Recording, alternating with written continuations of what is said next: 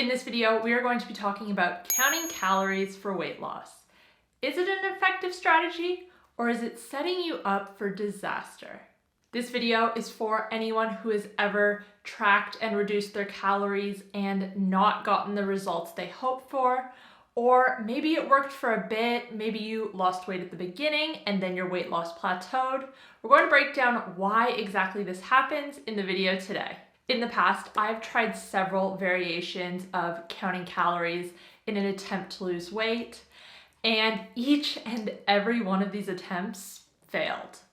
Now that I understand the science behind how we take in and how we put out energy, it makes perfect sense why this didn't work. In this video, we are going to talk about why counting and restricting calories is not an effective strategy for weight loss, and what you can do instead.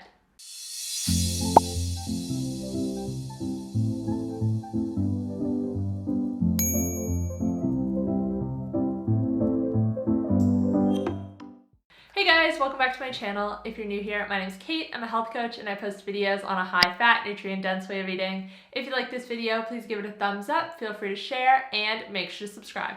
And make sure to follow me on Instagram, Twitter, and Facebook, where I share new posts every single day. Well, it is literally true that you need to be burning more energy than you are consuming in order to lose weight.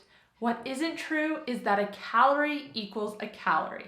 One example of this is when you eat 500 calories of pure protein compared to 500 calories of pure carbohydrates. Because it takes different amounts of energy to break each of these nutrients down, by the time you digest the protein, you will be left with only 325 net calories compared to 475 calories with the carbs. It takes more energy to digest protein than it does to digest carbohydrates, and this is just one example of why counting calories is not going to be effective. It is impossible to track both calories in and calories out accurately, and in fact, the energy that we expend adjusts based on how much we consume. Calories in and calories out are not independent variables. They increase and decrease together. But I'm getting ahead of myself. We will get into exactly how and why this happens a little bit later in the video. So we're going to start this video off by talking about all the factors that impact the calories in portion of this equation, and then we're going to talk about all the factors that impact the calories out portion, at which point it's going to start to become pretty clear why counting calories is not effective, and then we'll finish off the video by talking about what we can do instead. Calories in. There are several reasons why we cannot accurately track how much energy we are consuming. For starters, nutrition labels are allowed to be off by up to 25%. This is 25% over or under what is written on the label. So when you eat a chocolate bar that reads 200 calories, in reality, it could contain anywhere from 160 to 240 calories. This is a huge window if you're trying to keep your numbers exact. And on that note, as I mentioned earlier as well, different macronutrients take different amounts of energy in order to digest. This is called the thermic effect of food. Protein digestion burns between 20 to 35% of the total calories, carbs 5 to 15%, and fat 0 to 3%. So as you can see once again, 500 calories of protein is going to net less than 500 calories of fat will. And this leads me to the second half of the equation, calories out. Now there are four main ways we can categorize energy expenditure: energy burned at rest, also known as your resting metabolic rate, energy burned through exercise, energy burned through non-exercise activity, and energy burned through metabolizing food, which is the thermic effect of food mentioned earlier. So let's start with energy burned at rest. This is going to be the one that we focus on the most today because this makes up almost 75% of our total daily expenditure. This is the amount of energy your body burns basically when you're sleeping, to keep your heart beating, to keep you breathing, the energy you need for all your basic functions. When you use those calorie calculators where you enter in your height and your weight, what it is calculating is what it estimates to be your RMR plus your energy burnt through exercise. But the problem is that this number can vary greatly. And as I said before, it's also impacted by how much you are consuming. When we severely restrict our calories for long periods of time, our body adjusts to the lower calorie intake and cuts corners on some of our bodily functions. And this is why long-term dieters will often feel cold all the time or experience hair loss. Their body realizes that they are getting less energy in, so they cut back how much they are putting out. So of course, the priority is to keep your heart beating, to keep you breathing. But some of the side effects might be that you become more tired. If you're a woman, you might lose your period. And as I said before, you might find you are cold all the time or losing hair. Your body is not receiving enough energy to keep all these things up. It's focusing on keeping you alive. So what does this mean for weight loss? If you cut your calories significantly, initially, you're probably going to lose weight. But what ends up happening after a month or so is your body adjusts and your weight loss plateaus, at which point you cut your calories further, maybe continue to lose weight, but then you plateau again. And this is such a vicious cycle that is probably very familiar to anyone who has drastically reduced calories before. And when you do start eating more calories again, the weight comes back quick because your body doesn't just adjust right away to burning more calories again. And this is what people are talking about when they say that dieting slows down your metabolism. Unfortunately, it's true. So what about exercising more? Theoretically, if you do burn more calories through exercise, you will lose weight, but this isn't effective for several reasons. Number one is that your RMR makes up almost 75% of your total daily expenditure.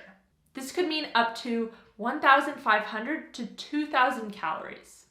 If you do a 60-minute intense workout class, you're probably burning a couple hundred calories at most.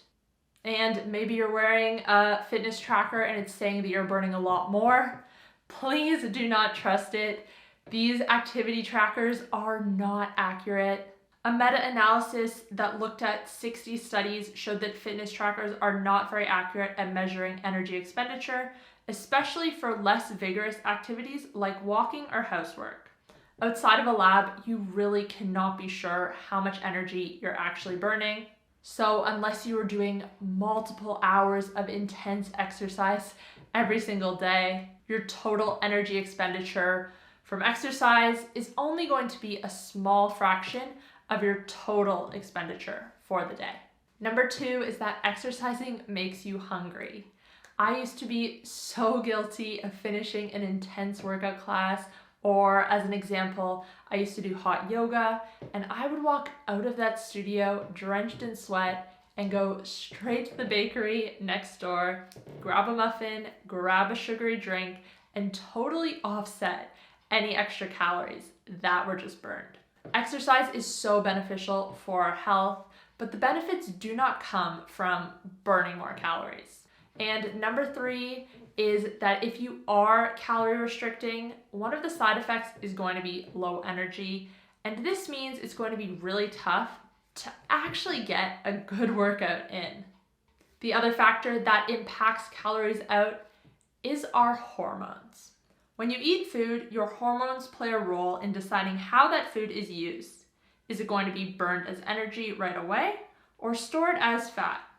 In someone who is insulin resistant, meaning their cells are not as sensitive to insulin anymore, a greater percentage of the calories they are consuming are going to be stored as fat. And guess what? 1 in 3 Americans is insulin resistant. And let me explain insulin a little bit more so you can see how it ties in. Every time we eat, insulin is released. Again, in different amounts depending on the food we eat. Carbohydrates have the biggest impact on insulin. They're broken down into sugars when we consume them, which leads to an increase in blood sugar. And it's this rise in blood sugar that leads to the release of the blood sugar lowering hormone, which is insulin. In a healthy individual who is not insulin resistant, insulin takes the glucose to fuel your nervous system and burn it off as energy. But if you are insulin resistant, your muscles don't readily grab the glucose and it goes into your fat stores instead. Alright, so I have spent a good amount of time explaining to you why counting and restricting calories is not an effective strategy for weight loss. So what's the solution? The key lies with insulin. As I just mentioned, 1 in 3 Americans is insulin resistant, and this causes more storage of fat. We become insulin resistant when insulin levels are always high and then our cells do not respond to it in the same way. Now, there are 2 components to why someone would become insulin resistant. Number 1, eating high insulin response foods, and number 2, eating constantly throughout the day. Insulin levels are lowest when we have not eaten for several hours, but the problem is we live in a world where we are always eating. The average American today eats 5 to 6 times per day. And you can compare this to the 1970s when the average American ate only 3 times per day. When we are constantly eating, our insulin is always high. This is made worse when the foods we are eating have a big insulin response. Carbs have the biggest insulin response and they make up over half of the total calories the average Westerner eats every day.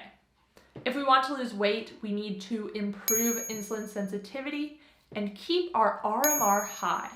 And fortunately, there is one tool that is extremely effective for both of these things: fasting. As I mentioned before, when we have not eaten for several hours, aka we are in a fasted state, this is when insulin is going to be lowest. Intermittent fasting has been shown to reduce fasting insulin levels from 21 to up to 30%. And also really interesting is that whereas when restricting calories for long periods of time has the effect of lowering RMR, fasting actually speeds it up. One study done on 11 healthy men found that a 3-day fast actually increased their metabolism by an impressive 14%. You do not have to start this extreme and do a 3-day fast in order to reap these benefits. Simply start by trying to eat all of your calories within a 12-hour window. If you do this, then the other 12 hours of the day are spent fasting. And yes, the time you are asleep also counts towards this. You can reduce your window even further to increase your results. 16-8 is a popular version of intermittent fasting where you eat within an 8-hour window and fast for 16 hours. I have a whole other video on intermittent fasting and getting started, so if you want to know more, you can check that out afterwards. The second part to this is that you want to be eating foods that have a low insulin response. Carbohydrates have the biggest impact on our insulin, so eating a low-carb, high-fat diet such as keto is going to be the most effective. Make sure to be eating mainly whole foods and eat when you're hungry, stop when you're full. Because most of your calories are coming from fat and protein, both of which are extremely satiating, it's going to be tough for you to actually overeat. And this is combined with the fact that you are going to be condensing your eating window.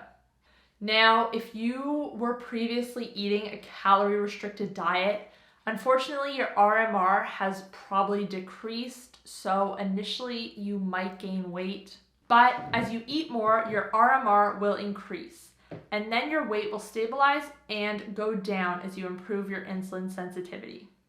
It can be tempting to freak out and restrict your calories again, but you need to look at the big picture. Yes, calorie counting can be effective short term, but it will not lead to sustainable weight loss. Anyways, guys, that is all I have for you today. If you're interested in starting a keto diet and intermittent fasting, then my new program, Keto Start, is for you. This is a 7-day keto crash course that gives you everything you need to start a keto diet and see results.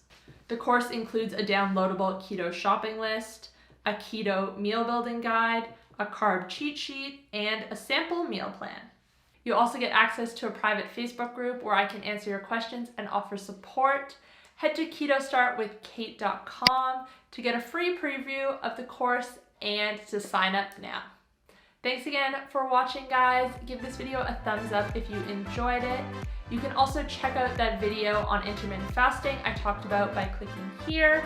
If you want to catch up on my most recent upload, you can click here. And if you want to check out my keto diet and carnivore diet coaching programs, you can click here. Thanks again, guys. I'll see you next time. Bye.